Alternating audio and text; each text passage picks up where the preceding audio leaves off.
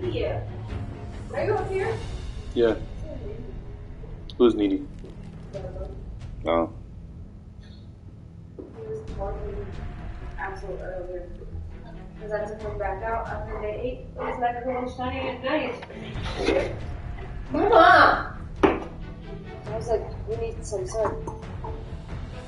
And Cooper's, he would like, they go neck to neck like this, and then he'd go. Cooper did that? Mm-hmm. 8 times. And then they would go neck to neck.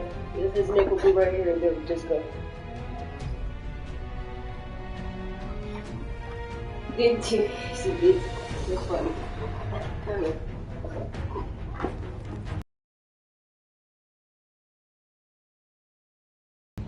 We'll do it at the same time.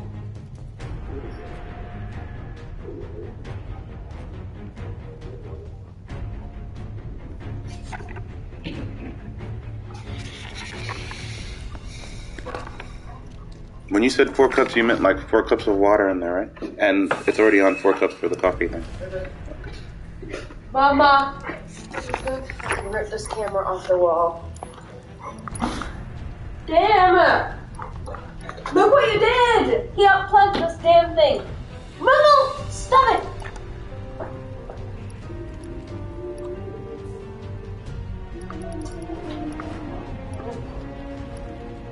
Move! That's it, you're done.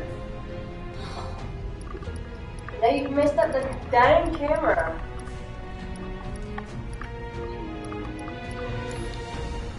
It'll come back on. Huh? What? I was saying it'll come back on. You want me to put my phone? It will come back on. I know, but...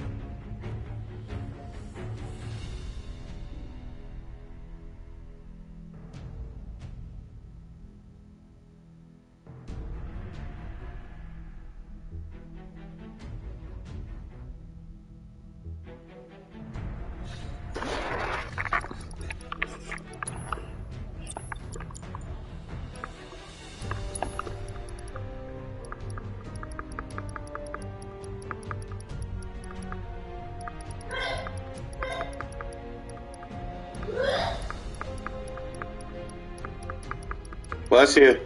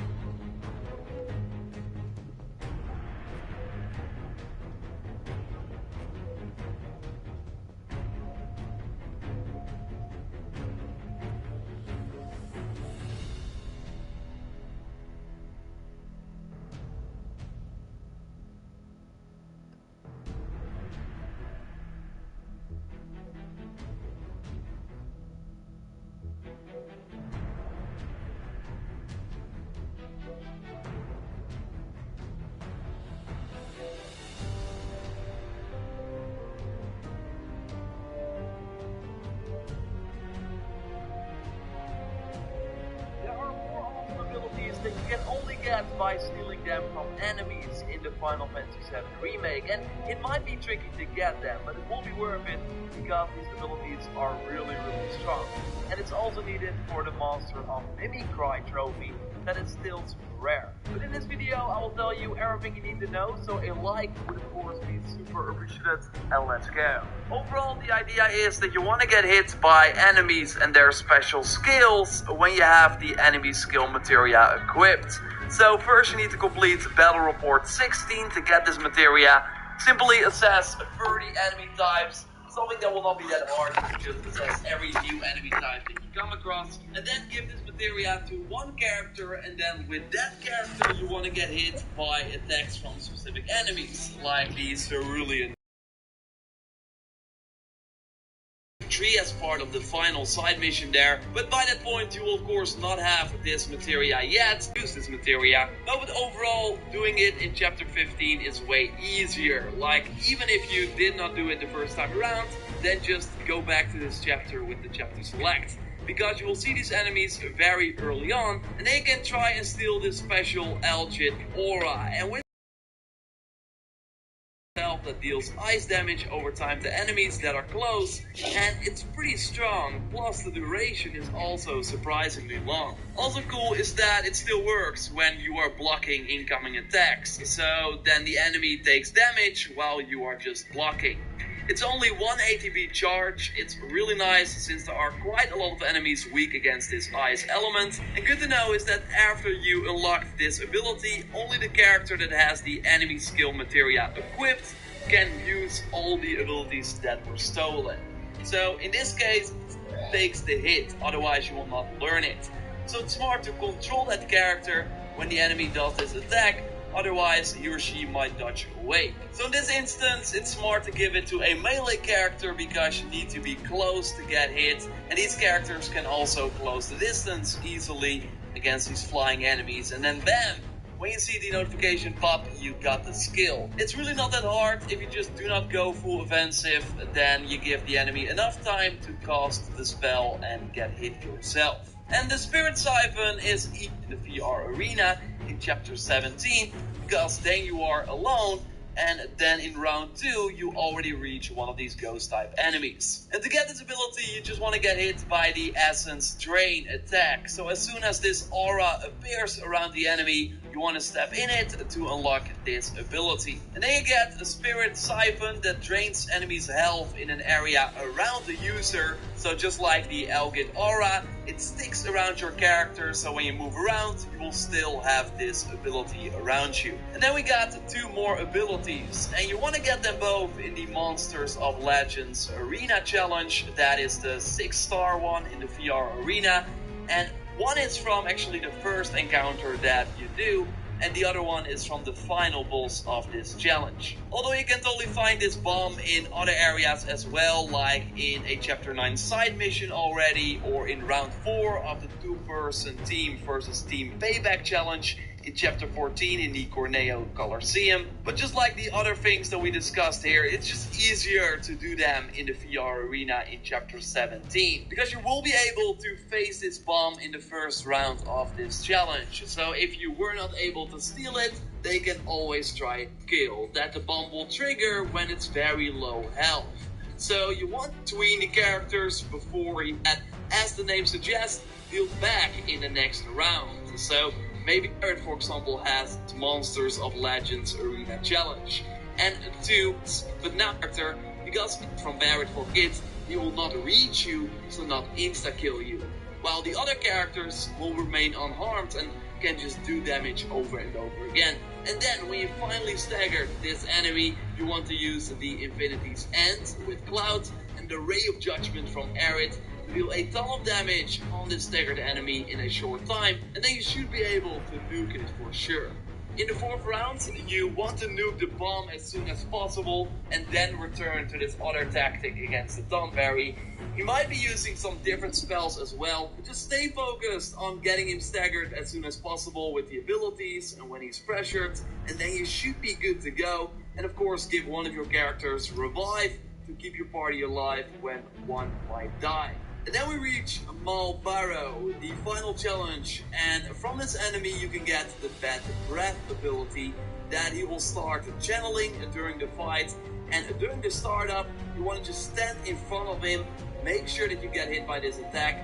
It has a wide spread, so if you're not in the position, he will still hit you most of the times. So just block it, and when you get in range, bam, you will learn the skill if that character, of course, has the enemy skill materia. And overall, to survive this fight, you want to bring the cleansing materia because of the status effects that this enemy will do. You learned it: poison, silence, and sleep on an enemy at the same time. It is an AoE attack as well, so if you are able to hit multiple enemies, then they will all get hit by the effect, although it is pretty challenging to do that. But yeah, overall this ability is of course amazing, because enemies will basically be FF7 Remake here on the channel. Again, I got some cool ideas, also a FF7 Remake video on everything you can do.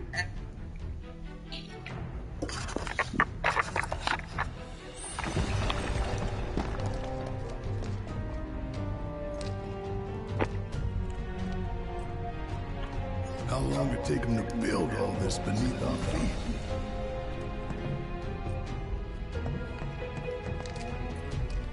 Not going down without a fight.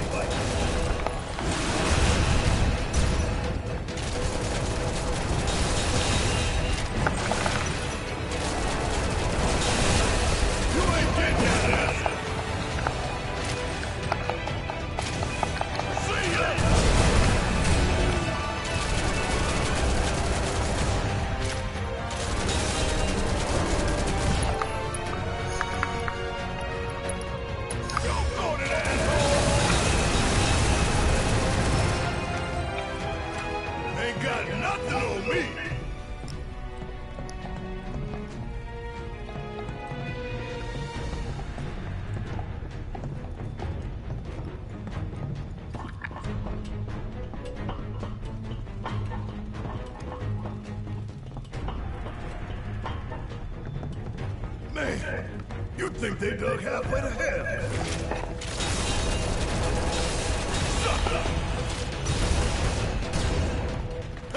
And don't go back.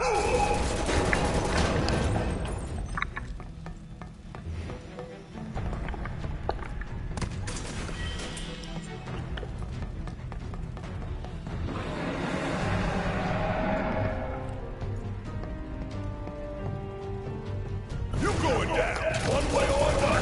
Ain't no way.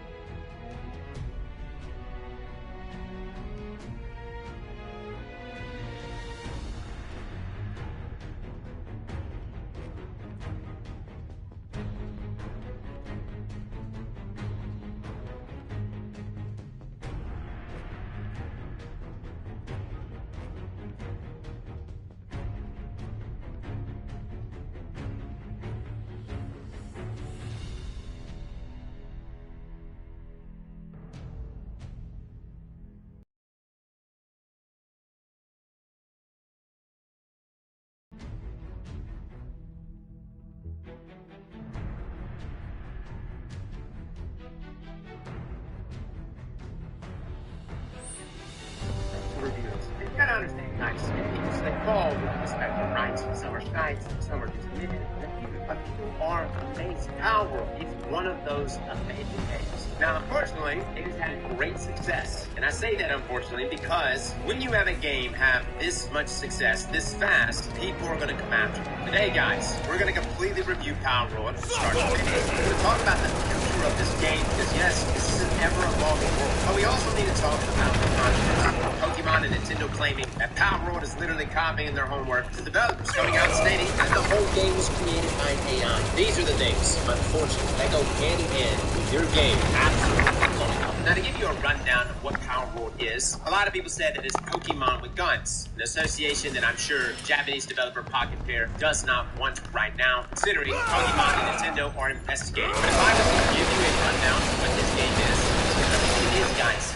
Pokemon, but with guns. Or as Mr. Fruit says, it's Pokemon if America made it. Now the reality is, though, the only other game to possess this gameplay formula that I have played over the years is Ark. Ark did it with dinos. It's a survival game. It has base building. This is like a more refined, cutesy version of what Ark presented. But that's the goal of this game. Go out and pick up a stick, beat the piss out of pals, enslave them by capturing them with a Powerball, and put them to work for the rest of their days. Oh, and if they talk back, you have a butcher knife. You can actually take that pal and execute him in front of everyone. Did I say this game is cute? Don't worry, the developers are kind enough to blur it out so we can do it. That is essentially what this game is. Go out, capture pals, or get stronger, level up, make your base bigger, go out, capture more pals, get stronger, have multiple bases, all designed intentionally to fuel your endeavors. Now, why are we doing this? This seems to be a question that people ask when they come out of stream. Like, Ross, what's the point of this game? Such a philosophical question. But this is also where the rub comes in, because what's the point of Pokemon?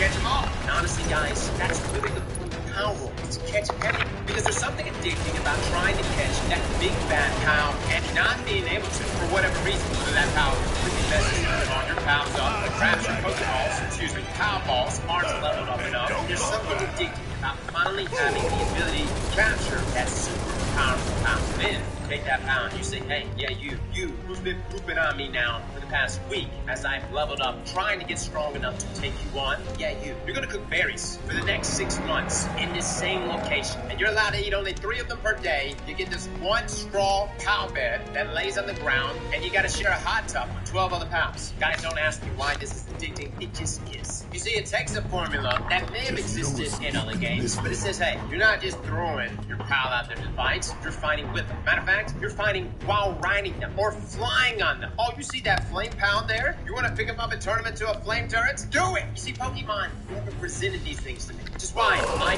personally don't believe that Pokemon games come out since the early 2000s. And that's just not it. Power World has given us something new, something I hope continues to grow over the years. And if done correctly, this game is going to be on the level of Minecraft. Folks are already buying the service. They're investing in worlds. They are having the time of their lives playing this game. Considering the roadmap that Power World has presented to us, developers here are not slowing down. Guys, this is a roadmap and cameras is the reason why we think Power World has seen so much success. Its ability to draw in so many kinds of games. The devs planning on adding a new game, raid bosses, in-game, PvP for pals, something called Arena, all on top of a game already so flush with other aspects of popular genres. This isn't just a easy Pokemon game, or even just Pokemon with guns. For that matter, there's a lot more here that caters to the appetite for a wide array of people. Just in its early access version, you've got combat, bosses, player leveling, stats, loot, and rare lucky pals. That's right, guys, rare lucky pals. I've been playing for nearly 60 hours, and I've only come across 2, and you gotta capture them, because if they kill you, or they get away, that's it, man. But then you add in raid bosses from the roadmap, and you've got a game that speaks to action RPG, looter, and MMO fans. The scope here kind of reminds me of Fortnite back in the day. It was like, okay,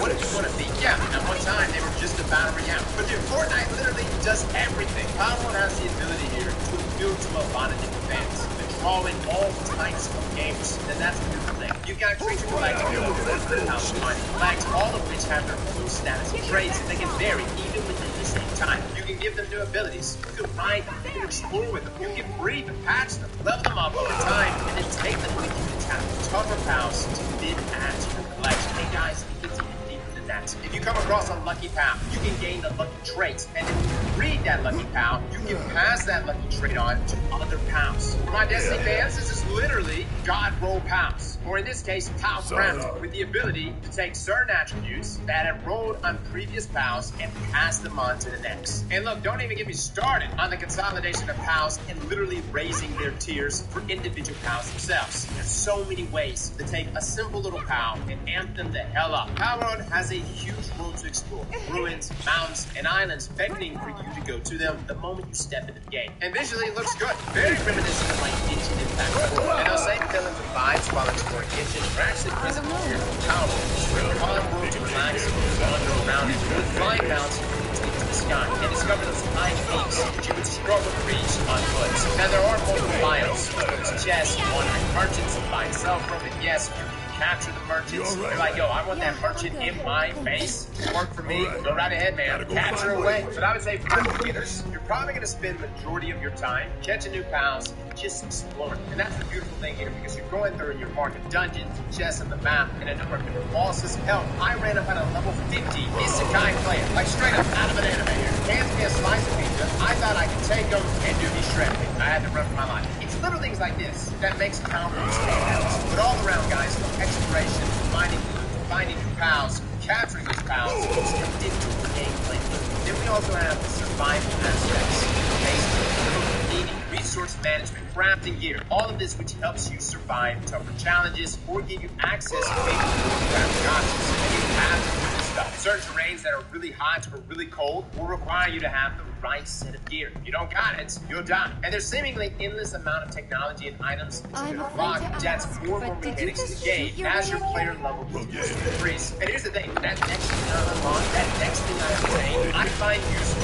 Sure, you can run around with the club the entire game, but you're gonna find your need a gun, eventually, or a crossbow. The game is gonna point you in the direction that says, hey, you gotta get it. You need that stronger power.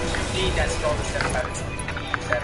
Now, the aspect of like crafting your base, location is everything. Not only do you need a good location that's big enough for all your POWs, but you want a location that's accessible to certain resources. I have an entire base devoted to collecting ore. That's it. Everything here is designed to collect ore. That's all these guys do every single day. Which means my job is to go out and find the best miners possible. One of the best POWs you can have in your base is Anubis. Unfortunately, only Anubis on the map that you can get out of the wild is 7, which I definitely cannot take. But then we cross-reference our breed guide. Oh, we can make a baby Anubis with different roles, of which we did. 1 cake, the right combination of POWs, some hanky-panky time, and looking there, guys, we have an egg. I'm just an Anubis, who essentially is like the equivalent of 10 POWs in one, at least for my base. And to take it a step further, again, the passives on the POWs make a huge difference. Depending on what they roll with, they can be substantially better. God roll POWs is a real thing here. But ultimately, the goal is to make multiple bases that are all autonomous. Teams that work in and out with each other, crafting, farming, producing, with you stopping in every now and then to reap the rewards. The only issue with all of this is, yes, those bases will be attacked. If attacked by a strong enough party, they will be wiped out. That's why there's an entire category within our technology that requires us to fortify this base. Now, as far as I know, raiding bases is random. It's random from a variety of different acts, but they seem to level up with you. So they get tougher and tougher. If you got a lot of low-level pals just running around, they'll get wiped. If you're concerned about your team defending your base, give them a turn. It's things like this, man, that really pulls me in and keeps me addicted to this game. POW World successfully brings gamers from all walks of life into this world, giving you a plethora of reasons to stay, no matter what type of player you are or what you're into, giving you progression that feels meaningful across each of its genre-defining aspects. Yes, there's bugs here and there. There's definitely some jank. The game's not perfect, and everything is ultimately going to be decided on how well the developers continue to fuel this world and how well they continue to scale something like in-game. Considering that this game costs $27, you will get many dozens of hours of very enjoyable gameplay. And there are no microtransactions here, guys. $27, you got the game, early access, with the ability to spend many hours playing it. Fellas, it's a great deal. Now, with all that being said, let's jump back to real life for a second to go over the controversies, because that is a sticky point right now for POW World. First up, before we get into this, we need to talk about the origins of Pocket Pair, which is the developer of POW World. The company was founded in 2015, and they've actually self-published 4 games, that being Over Dungeon, Craft Craftopia, AI Art Imposter, and now Palworld. Now they actually have a 5th game in the works titled Nevergrave. But the CEO, Takuro Mizobi, interestingly enough, doesn't really have a history of game design. On Pocket Bear's website, his profile reads, in 2010 he did some DS development at a Nintendo game seminar and worked for JP Morgan Securities and founded a company named Resu Press Inc. and released the website stories.jp. He also founded virtual currency exchange CoinCheck, and as we said in 2015, he founded Pocket Fair. Now, a blog written by Mizobi just days before Palworld's release outlines how Palworld was created in a way that was far removed from proper game development, and how it was truly a miracle that Palworld even released. Now, while developing Palworld, Mizobi had no sense of budget management. They decided to judge based on the reaction to their first trailer release, and if that reaction was bad, they would determine if Palworld was not worth the budget to continue development. But initial reactions were positive, so he decided it was worth making it and spending the money on it. Initially, Mizobi had wanted the game to release after 1 year of development, but then realized the scale of the game was growing drastically, and that would not be possible. He then decided to keep developing the game, hiring more workers, and would worry about the budget later. In the end, almost all of the company's money was gone. The man's literally gambling on this one horse right here. And Mizobi came out and said he doesn't even know how much money it costs and doesn't want to see it, but calculates it to be somewhere around 1 billion yen, which is roughly $6.7 million. Well, guys, based on how many copies. Now, Palworld itself actually made some pretty massive jumps. Originally, it was being made in Unity, then they shifted it to Unreal Engine 4. This meant that all their existing code had been discarded, and at the time, not a single person in the company had experience with Unreal Engine 4. They ended up making the switch when an engineer named Masutani had contacted Mizobi saying that their previous games, Over Dungeon and Craftopia, were interesting, and they had 10 years of experience and would like to make a game with them. Now, during their initial meeting, it was clear he had a lot of technical knowledge, but all his experience was in Unreal Engine 4 and not in Unity. In the end, Mizobi actually trusted him, decided to make the jump to Unreal Engine 4 in order to bring him on board as their lead engineer. Guys, this must have been a hell of a meeting, right? Like, can you imagine a studio going, listen, I just got out of this 30-minute meeting with this guy. We're ditching our engine. We're going Unreal. Sorry for all of you that don't know how to do anything in Unreal. Now, this led to them hiring more than 5 engineers, though, all who didn't have any experience with Unreal Engine and would learn through Palworld. And their learning entrusted with Matsunade, killing this guy's name, by the way. Now, at the beginning, no one within the company had interesting, and they had tenured at all their existing code, $6.7 million. Well, guys, based on how, in the end, almost making it and spending the money on it.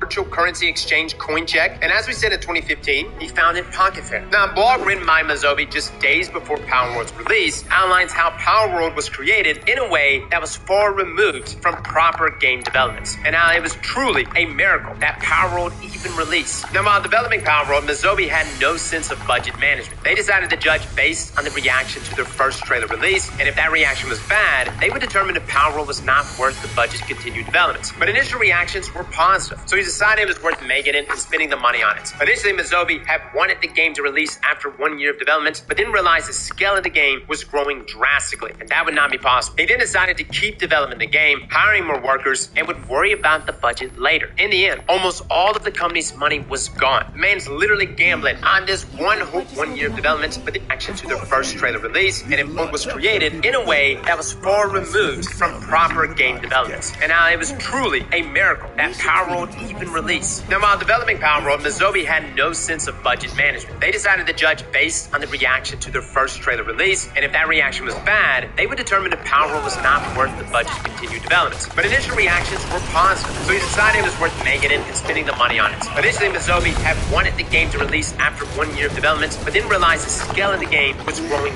drastically. That would not be possible. They then decided to keep developing the game, hiring more workers, and would worry about the budget later. In the end, almost all of the company's money was gone. The man's literally gambling on this one horse right here. And Mizobi came out and said 1 year of development, but then realized the scale of the game was growing drastically. That would not be possible. They then decided to keep developing the game, hiring more workers, and would worry about the budget later. In the end, almost all of the company's money was gone. The man's literally gambling on this one horse right here. And Mizobi came out and said he doesn't even know 1 year of development action to their first book was created in a continued development. But initial reactions were positive, so he decided it was worth making it and spending the money on it. Initially, Mizobi had wanted the game to release after 1 year of development, but then realized the scale of the game was growing drastically, and that would not be possible. He then decided to keep developing the game, hiring more workers, and would worry about the budget later. In the end, almost all of the company's money was gone. The man's literally gambling on this one horse right here. And Mizobi came out and said he doesn't even know how much money it costs and doesn't want to see it, but calculates it to be somewhere around 1 billion yen,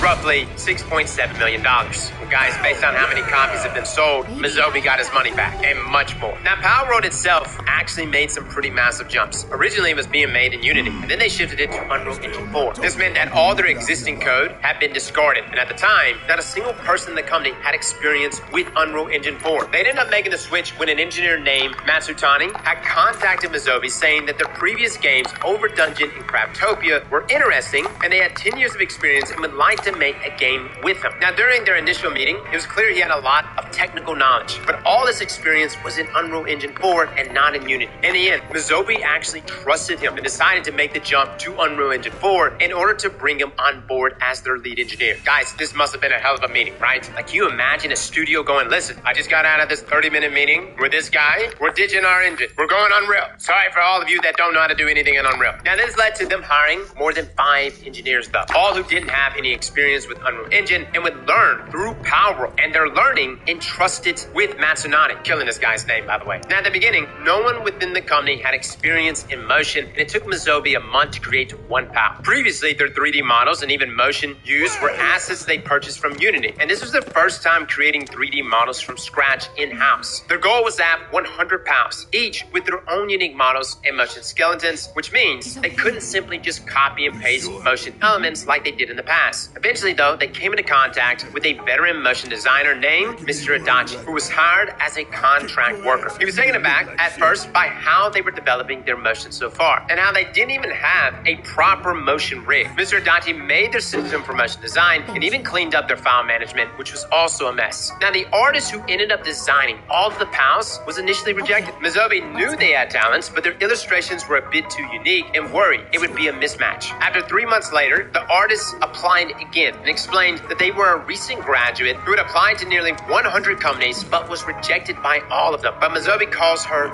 genius and an incredibly fast worker and credits her as part of the success and stated that they would not have been able to make the POW designs without her. It's crazy to me that somebody that could be turned away by nearly 100 companies was picked up by Mizobi and was seen for her talent, albeit not initially, but eventually. Now, saying that Power World is about literally running around and crafting weapons to shoot alongside your POWs, you would think that Pocket Pair had experience with gun mechanics. Actually, no. No one at Pocket Pair had any experience with first-person shooters or gun mechanics. And it actually took Mizobi literally just skimming through Twitter before he found someone who was just making videos of weapons reloading. Now, this person didn't even work in the game industry, didn't have any professional experience, and was solely making animations as a hobby while working part-time at a convenience store. Mizobi brought him on board to the team part-time and had him working remotely before eventually bringing him on as a full-time employee. This guy went beyond just gun animations. He would also work on character motion, camera work, sound design, and more. Fellas, you can't tell me this is not a Cinderella story. It truly is.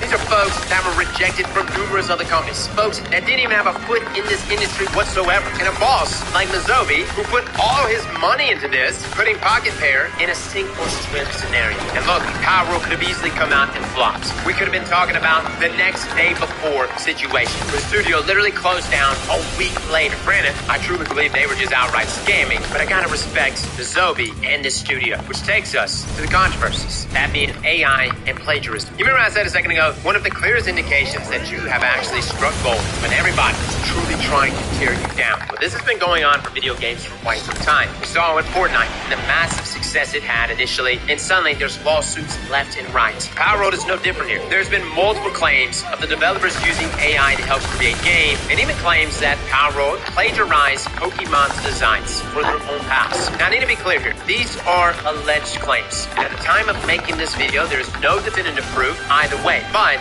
Nintendo and Pokemon Company have released a statement regarding Power World. Quote, we have received many inquiries regarding another company's game release in January 2024. We have not granted any permission for the use of Pokemon intellectual property or assets in that game. We intend to investigate and take appropriate measures to address any acts that infringe on intellectual property rights related to Pokemon Pokemon. We will continue to cherish and nurture each and every Pokemon and its world, and work to bring the world together through Pokemon in the future. Now, it's no surprise Nintendo may be looking into Power World. Look, man, they're known to be aggressive when it comes to defending their IPs. Hell, even in the past, when we would make videos that involved Nintendo games, we would get copyright struck. Nintendo is extremely serious about this. But I need to still be clear here. These are alleged claims. And look, fast forward 6 months from now, maybe something comes out where it's like, yo, Power World literally copied everything from Pokemon. We changed the color schemes up, and boom, that was it. Yes, I know the game has similar mechanics to Pokemon, but outside of like the Power Balls and the Powers themselves, dude, the mechanics here are more like art than anything else. That's just my opinion, though. Then we have the AI discussion. This blew up last week, and there were a ton of tweets discussing AI. Firstly, there was a tweet from December 2021 showing off AI-generated Pokemon, and another showing real Pokemon, with Mizobi saying, the AI has evolved so much that I can no longer tell which one is a Pokemon. This has been taken out of context by a ton of people. Obviously, people are coming to conclusions that Mizobi used AI himself to make these fake Pokemon models in Power World, when in reality, this was taken from a BuzzFeed quiz. There's more though. In November 2022, we see Mizobi talking about the possibility of AI being used to get around copyright laws. And in April 2023, he talks about potential seeing true AI powering games on GPT-4. And in May of 2023, he promotes Pocket Pair's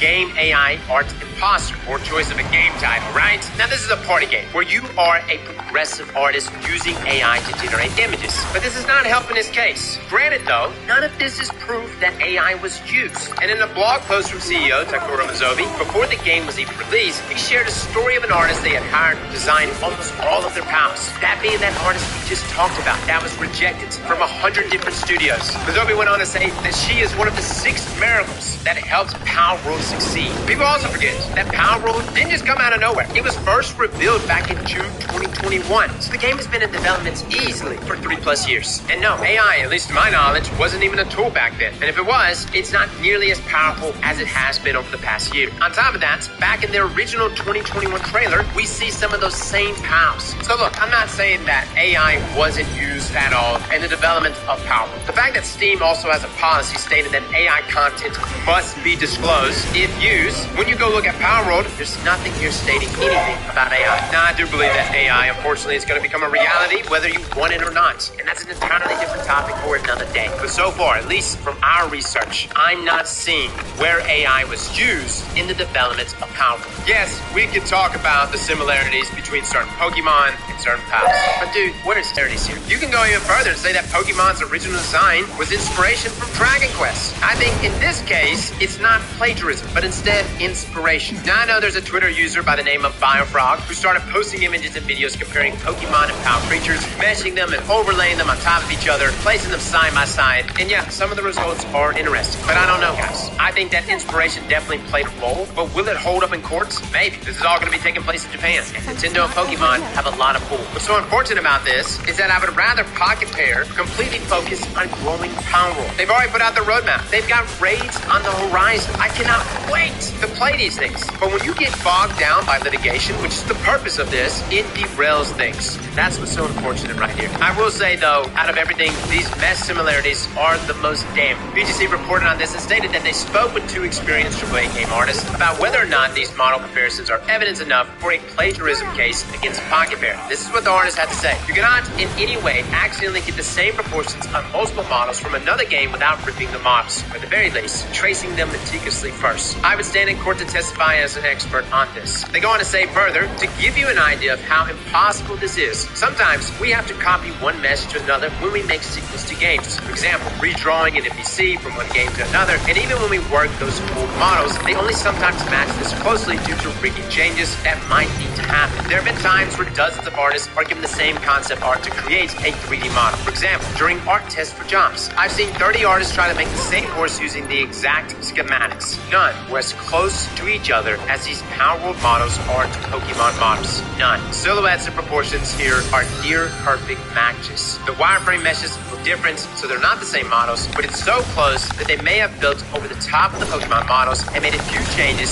so they weren't exactly the same. When does heavily inspired become a blatant copy? It's much easier to take successful style and tweak it slightly then it is to come up with a new, cohesive style, right? I wouldn't be comfortable passing this off as my work. It's just too close to places. Now, BGC also spoke with David Hansel, an intellectual property and digital media lawyer, who stated, it's down to Nintendo to absolutely prove copy, not merely taking inputs. It's got to be obvious copy. You look at one picture, and you look at the other alongside it. The industry would have come to an end years ago if you weren't allowed to take influence. You can't have a monopoly on a certain style of artwork. It literally has to be copied. The Pokemon Company will be looking for a smoking gun, and these 3D models videos could be gold dust for the lawyers, because they're not just thematically similar. From what those videos show, it could be extremely compelling evidence of copy. If those are original Pokemon models shown in those videos, then Nintendo should be home and dry in terms of demonstrating copy. That could be a smoking gun. Now, this isn't the first time Pocket Pair and the word copying have been used in the same sentence either. One of their first games, called Craftopia, was accused of copying assets and styles of Breath of the Wild back in 2021. Even their next game that is currently in development looks very similar to that of Hollow Knight. Whether these games are all knockoffs or heavily inspired is completely fine and okay, unless they are literally stealing, plagiarizing, or using AI, which we don't have definitive.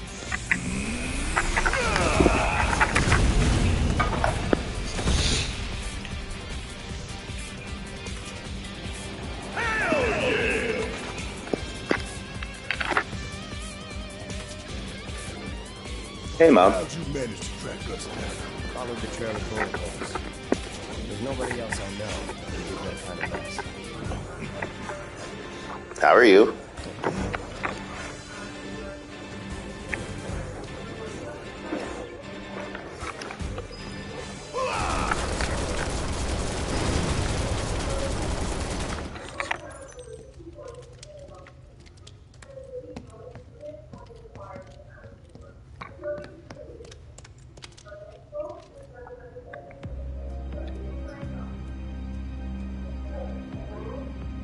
Awesome. Oh God, were those...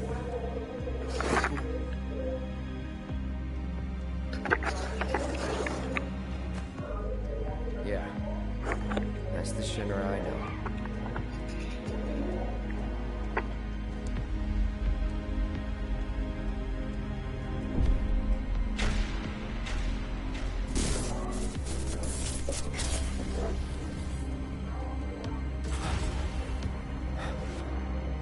Cloud?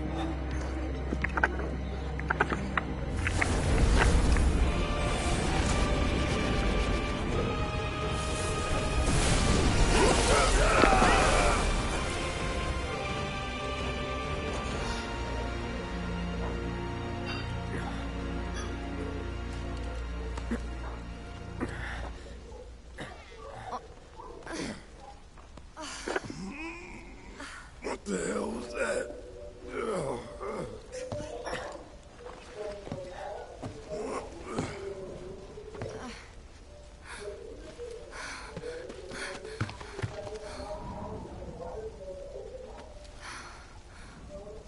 We need to get him somewhere safe. Everything else can wait until after. Agreed. Let's go.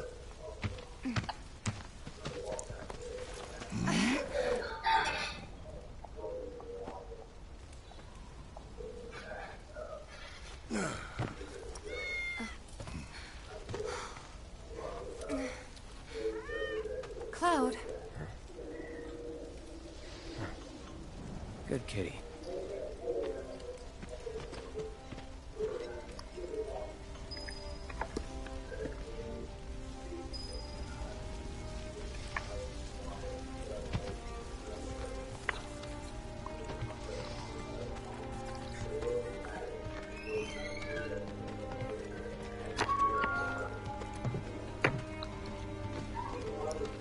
I want you to take Wedge back for me. I'm gonna look around for the others. He made it, didn't he? They could still be alive.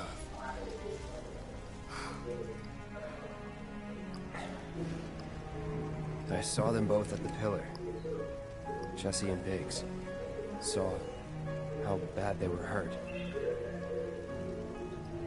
I'm sorry, but... Don't.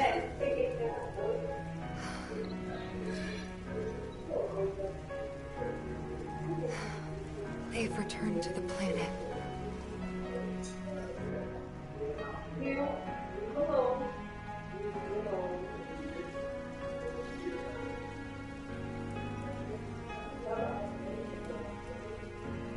They were supposed to return to us.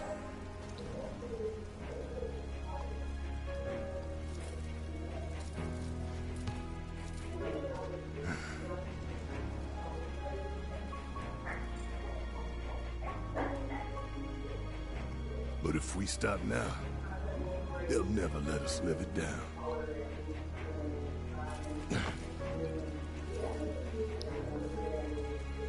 So, we carry that weight.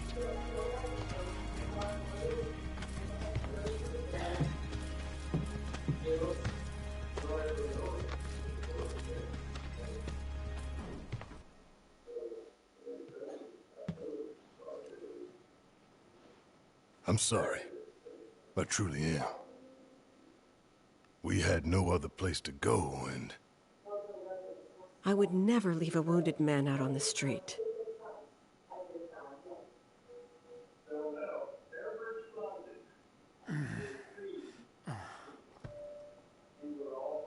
Elmira, I know what you said, but you have to let us go after Aerith. Not this again. We found an underground Shinra lab, where they've done human testing. This wasn't the first time, and it won't be the last. I know these people, and I know they're never gonna let Aerith go. She's the last living ancient on the planet. Think about what that means to Shinra's scientists. Especially to that son of a bitch, Hojo. We're all just numbers and meat to him. Enough! But...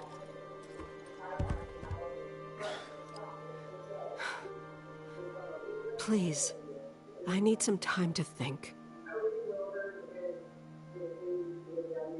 You've all had a long day.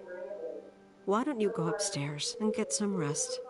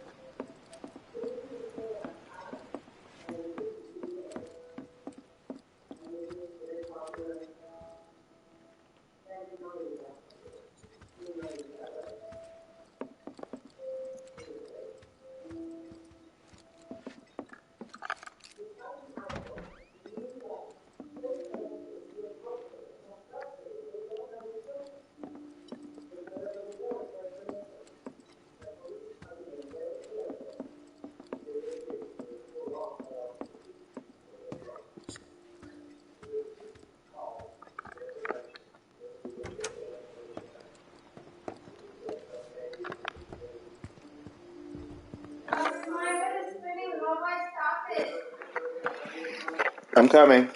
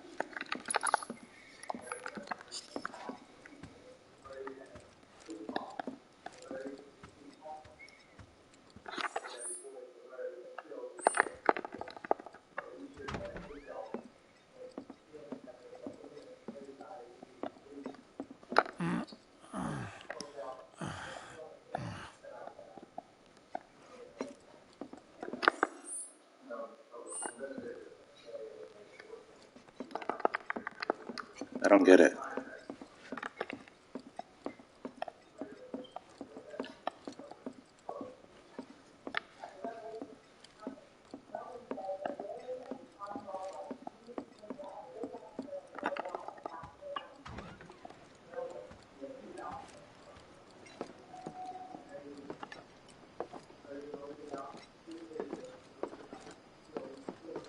Oh, it's Tifa. I didn't see her before. I was looking right there and she wasn't there.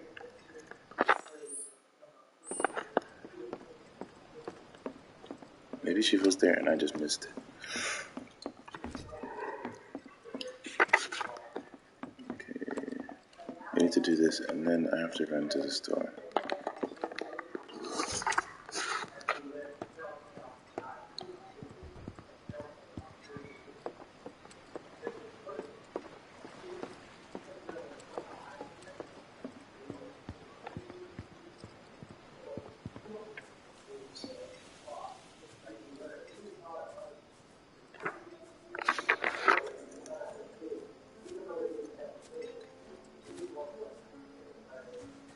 Can't sleep? No. You too? I heard footsteps. Sorry. Didn't mean to wake you. I'm a light sleeper. It's a soldier thing. That flower you gave me the other night, that was from Aerith, wasn't it?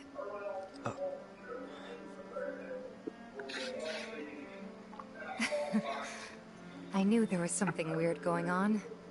You buying flowers?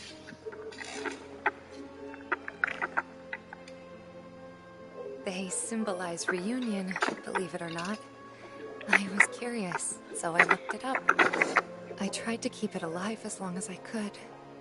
But now, it's dead and buried. Like the bar, our home, and everything else.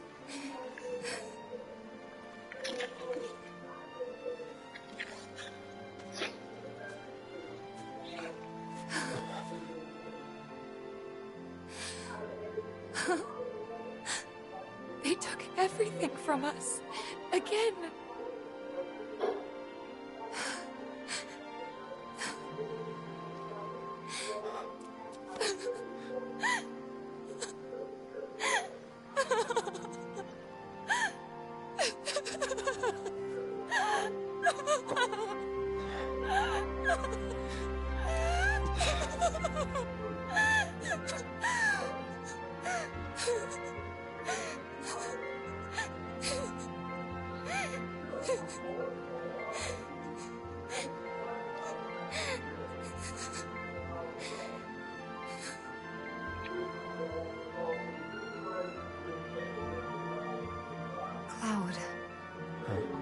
Cloud, you're hurting me. Oh.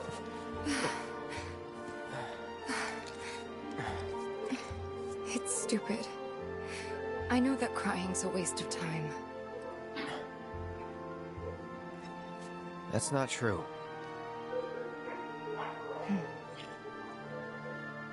Thank you.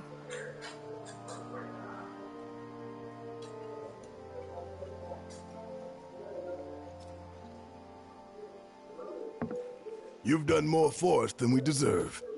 I won't forget this. If you ever need anything, all you gotta do is holler. Happy to help out, however I can. Elmira. I've been thinking about what you said. She's calling out to me. I can feel it. We all can. So please.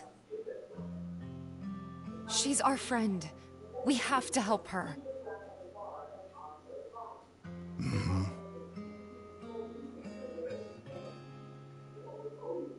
I always knew it was coming. Knew that one day I'd have to say goodbye to my baby girl. But not yet. Please, bring her back to me.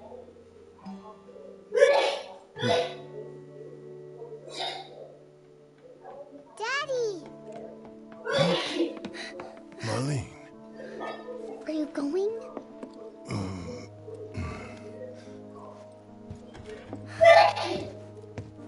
Bless you.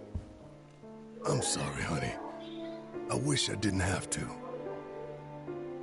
I wish I could be with you all the time. Figure out how I I really do. But if I stay here, I can't fight out there. screwed up. Hi, you're such a kiddo. Some bad people are trying to hurt the planet. And Daddy,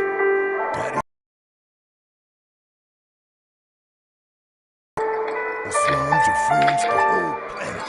It's Daddy's job to protect them. What do you know? That ain't half bad. Gotta go. You remember that nice girl who came to find you? Well, now we have to go find her. That's right, Angel. And when we bring her home, you need to say thank you, okay? Okay. Yeah, I forgot the that girl. Oh, you did you? Well. What? You made it. Nothing. Where'd you get that? You should help her. I can't remember the last time I saw We you. will. Huh? You'll come back. Right? How sweet. When did you get so Of thoughtful? course, I promise. Guy can change. It has been 5 years. Huh? Okay. You can I need go. to talk to Barry. Right. Come on in. Daddy, the Mako place blew up. Everyone on I need to talk to Barry. Right. Come on in. She's tougher than me. All right, time to get some payback. Don't forget why we're doing this. I know. To rescue Aerith. So, how are we supposed to get topside? With everything that's happened, the trains still aren't running. Well, we could walk along the tracks. The city's on high alert. All the roads and public transit have probably been locked down by now. So what's the plan then? You know another way up? No, but I think I know someone who might. You mean Corneo?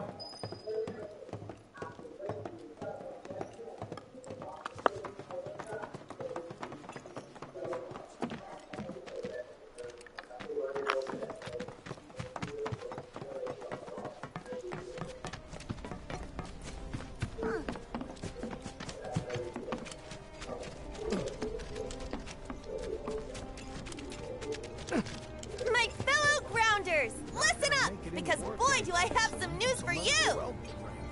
The office must be crazy right now. And it's a short! So after bombing reactors 1 and 5, what do the eco-terrorists do? They go for the trifecta and take out Mako Reactor 7! Another attack by amateurs who don't care about collateral damage. The sky is falling, and Avalanche is to blame. But wait! Did you know Wutai is the one funding their activities? For all their claims about fighting for the slums, they're nothing more than pawns of Wutai, puppets dancing to the tune of their foreign masters. And that's the truth. Topside news delivered straight to your ears. That'll be 5 gil. 5 gil, come on. Damn, man. Knew we couldn't trust Wutai to leave us alone. It's the reactors. They want them, we got them. Does this mean there'll be another war? After what they've done, what choice do we have? 5 gil apiece, cough it up. The truth ain't free, you know. We ain't no damn pawns of Wutai. I couldn't care less about the rest, but that shit?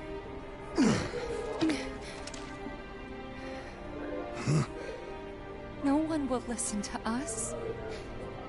There's no point in even trying.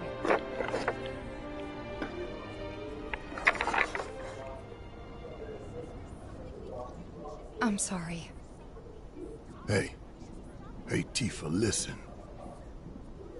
There's no room in this for regrets or what-ifs or any of that. All we can do is keep moving forward, keep following this path we chose. Wherever, so we can say we did all we could. I know. But right now, instead of looking forward, you need to look around. Everyone here is terrified. So I'm asking you, don't.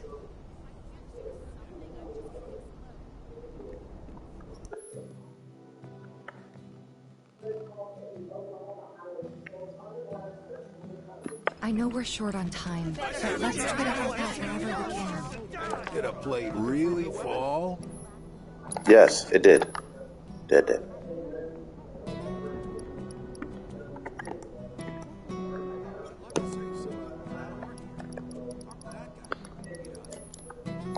World's just too dangerous these days not to keep my senses checked. How far could they have gone?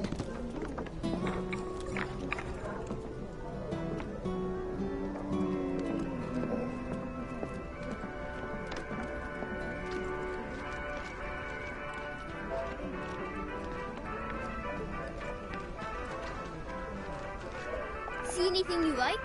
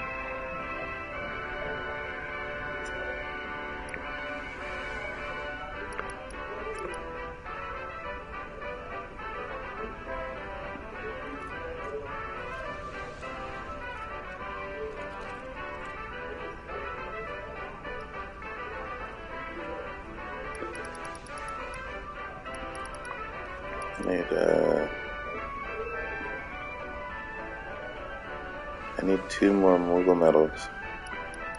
Damn, I thought I had them all.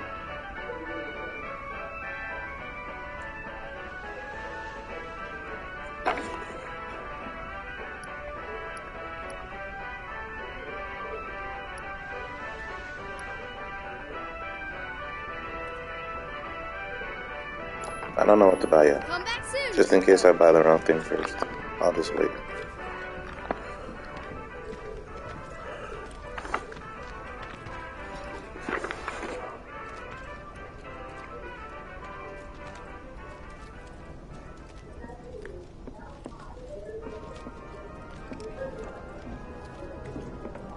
How far could they have gone?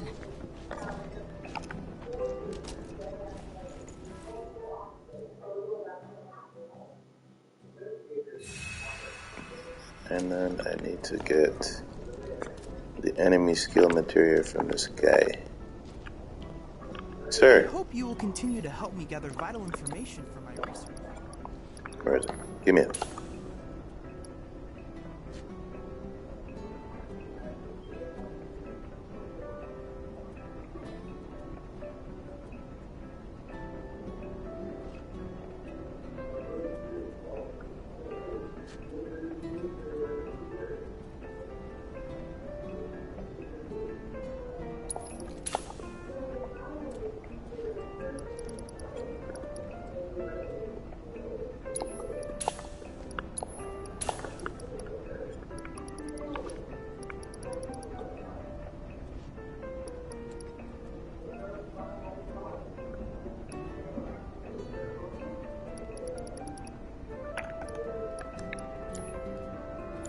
I look forward to receiving all of your future. Okay, I need to go to the store real quick. I'll be right back.